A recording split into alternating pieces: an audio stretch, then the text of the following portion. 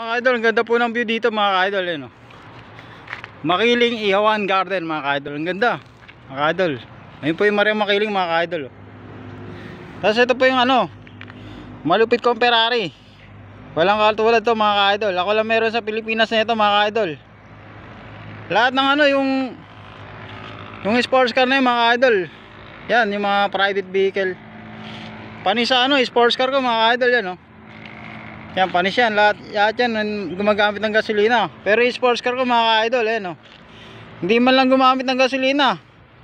Halos yung mineral water nga galing pa ng Valenzuela mga idol, eh. Hindi ko pa naubos mga idol. Pero nakarating ng ano, ng Los Baños mga idol. 6 na oras ko lang tinakbo mga idol. Sobrang tuloy ng sports car ko mga idol. Talagang lumilipad yan mga idol. Umaangat talaga sa ere to. Talagang ano, hindi dito gumagamit ng makina tsaka gasolina mga idol.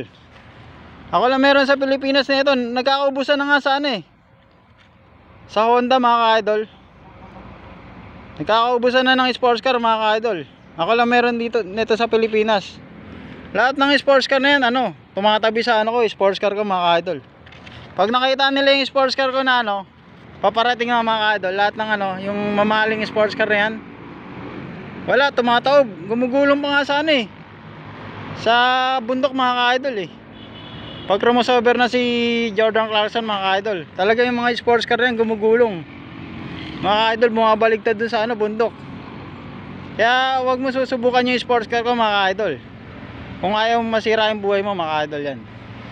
Dahil yung sports car ko malupit crossover yan kahit saan mga idol. Meron kaming tinatawag na signature crossover na hindi kaya ng ano, mga mamahaling sasakyan na yan mga idol. Yung mga private vehicle na yan, wala yun, panis yan mga idol. Panis sa sports car ko yan mga idol. Ito yung crowd favorite ng ano, madlang people yan mga idol. Si The Crossover, Jordan Clarkson mga idol. Marami na po narating to mga idol.